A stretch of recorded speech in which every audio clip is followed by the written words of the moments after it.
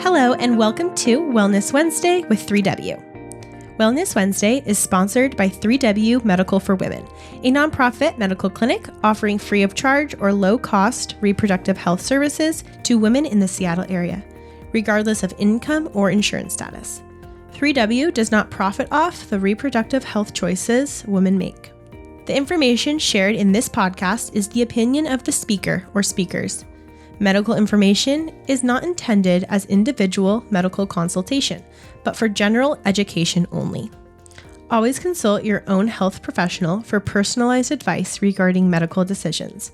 And if you're in the Seattle area, consider making an appointment to consult with us. I'm Lauren Whitting, Office Manager of 3W Medical for Women and the host of today's podcast. Hello, everyone, and welcome back to another podcast with 3W Wellness Wednesday. We're so excited to have you tuning in for another one. Today, we have a really special guest. It is actually my grandma, Roxanne Kurosky. Hi, Grandma. Hi, Lauren. Hi, and we are bringing her on. She has an amazing story, and we are going to tell it today. My grandma and my mom are actually partners in real estate. They are with the companies Berkshire Hathaway and are really successful. Are you in the top 1%? Yes. Yes, they are, of the entire company. So if you're ever of our regional of your region, of Washington and Oregon, that's Berkshire cool. Hathaway Northwest. Yes, that's amazing. And if you're ever looking for a home in the area, reach out or you need to buy or sell. They're your ladies. They're amazing. My grandma is such a strong woman, and we just wanted to hear her story today. So we're just going to start and enjoy this beautiful story. First things, Grandma, you got pregnant with Mom, Tammy, when you were young. How old were you? 16. 16. And that was obviously 17. Probably a surprise, right? Yeah, very much so. Very much so. And through that, I mean, was it, I can't imagine that young and then having to take care of another human being. Was that overwhelming, or was it kind of just like, we're just going to do this? This is it. Well, I think, when you get over the shock that you are pregnant, not thinking that you would be, because I was young and didn't know much about contraception. Right. So I was a little overwhelmed by it, but I did have a lot of support from my own family, but I had support from my husband's family. Yeah. So that was helpful. Right. And so, you just kind of have to do, you're finding out now that you're pregnant, and you certainly want to try to have a better experience, I guess, than my parents did. Totally. And you had probably that motivation to be like, I'm going to do better. Do better. Yeah. Yes, that's absolutely. Awesome. Mm-hmm. And that kind of probably stuck with you through raising Mom and being able to, obviously like financially stressed and just like, who's going to watch the baby? I just can't imagine. It's a lot of like practical things that you have to think about when you get pregnant at 16, especially for you. Right. You weren't living with your parents, you were away. Right. Yeah. Well, then we got married, and I was 17 and had your mother. And yes, it was, I didn't even know how to fold a diaper. So that was, I remember being on the bed trying to fold a diaper. Oh my gosh. How to do that. So I did not have much experience with, Yeah. and I didn't really ever babysit. So I didn't really have much, experience with small children, or especially babies. Yeah. But you have to do what you have to do. Yeah, So you just step up. you just stuck up. Yes. And then about 2 years later, your husband passed away. 2.5. Uh-huh. And so, Right. And you found out when you were away in California, right?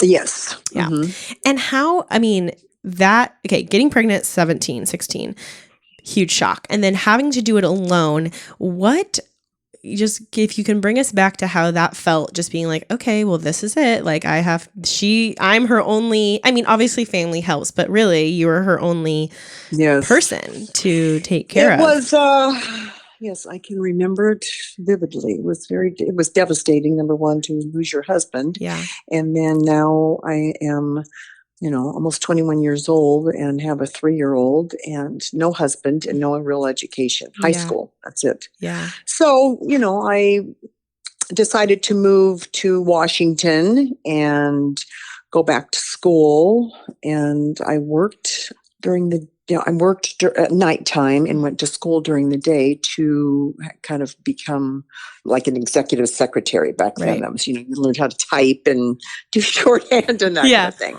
Yeah. So, and I just wanted to have, I had decided that I was not going to live with my in-laws. They actually wanted me to do that, and I didn't really want to do that. I wanted to try to make this on my own, and I was going to do whatever it took to do that. So I got a job, went back to school, and just started, working and trying to do the best I could.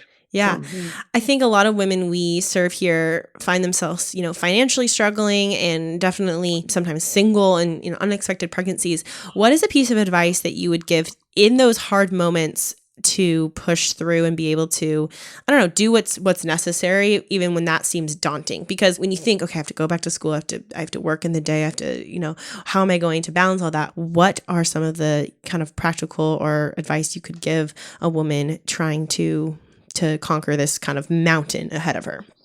Well, I think mainly it was to have a better life for my daughter and kind of do things differently than my mother did. I mean, my mother was not very nurturing, so I wanted to be better at that and provide a better life. And my main motivation was to really be able to do it and try to do it as best as I could at that time. Yeah. So it is hard, and there's no getting around it. And you do have moments that you think, oh my gosh, can I do this? But I think when you have another human being relying on you, you want to provide and be the best person that you can be for that person.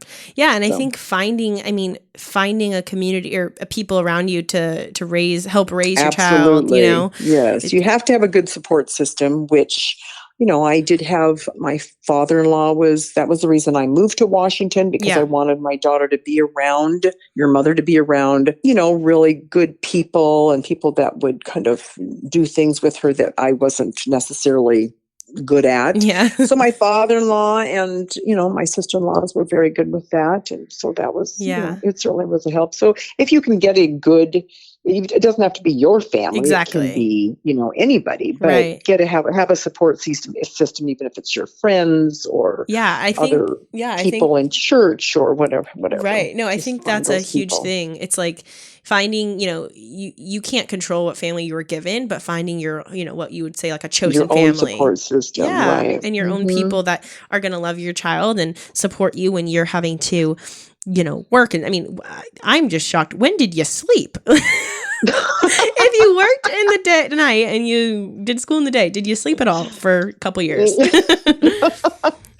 Well, I went to school and I got out around 3, and then I would go to work and work like from 5 to 10 or 11, sometimes midnight. And on the weekends I would work. So, I put your mother in. I got a Montessori school that was good with kids. And so, she did that during the day because she was 3. So she was little. She wasn't going to school yet. So totally. Yeah.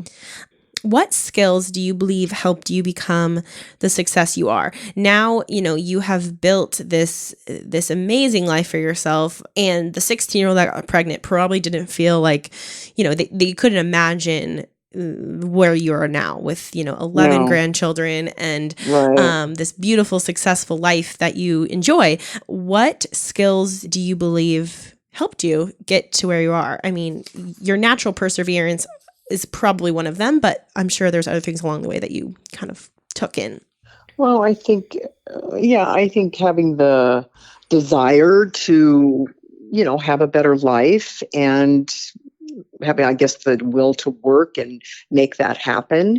It doesn't certainly happen overnight, but I think you just have to persevere. And even if you have setbacks, I think you have to just look at those setbacks as kind of a learning lesson and move forward, because there's, everybody's got a hard life. You probably talk to a lot of people. Everybody's got some story, but I think you just have to push on and have that kind of vision of what you'd like to have. Right. And then, if you even get halfway there, then I think you're a success. So I Totally. think you just have to have kind of the drive to want to be better and have the perseverance to make that happen. Yeah, definitely. And I think a big theme is, you are in charge of your own life. Like you can't really, yes, we rely on support, but no one's going to get you to where you are going to be besides yourself.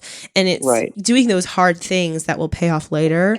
And it's really about you have to do that. I mean, nobody's going to help you do it. But, if you have a good support system that will kind of help with certain things, and then you have to be able to get out there and you just have to pull your bootstraps up and want to, do better.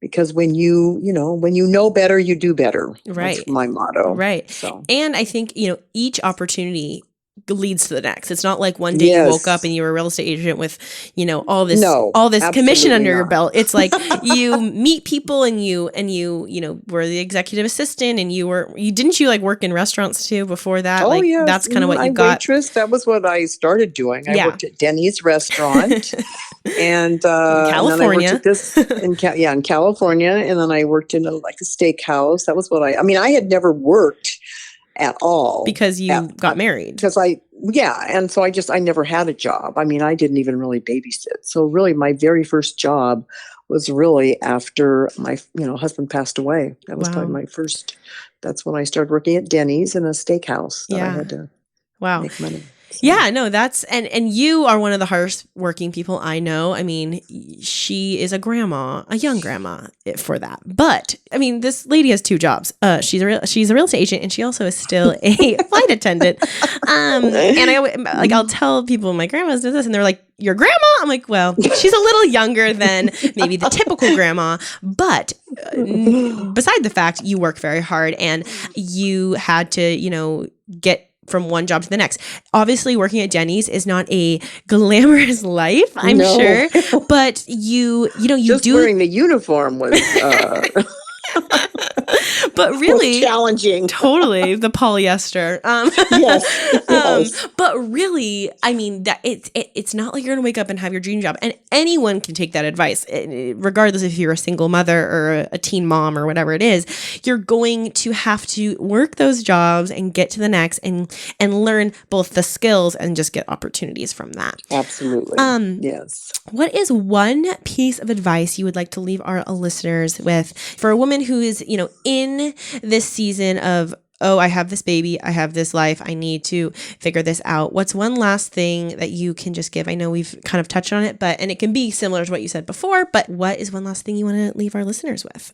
I would say to not give up and love yourself enough that you're going to, make a better life for you and your child or children, and just never give up. I mean, even if you get setbacks, never, ever, ever give up, because that will be kind of your driving force, I think. And then, you have to feel good about yourself, and you just have to work hard. And, I think that those things will come to you as long as you don't give up. Right. I mean, it's hard, and I'm not trying to say it would never be hard, because it would be hard. It will be hard. Yeah. But I think you just can never give up, and you have to, like I said, love yourself enough that you want to do better. That's amazing. Thank you so much.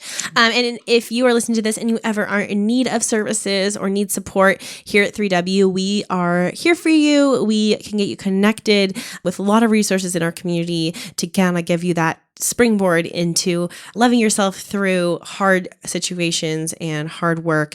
And, if you just need an hour to vent and talk and get that motivation to get to the next step in your life, our providers are happy to sit down with you and talk about not only your physical health, but your overall well-being. So thank you so much for joining us here for another episode.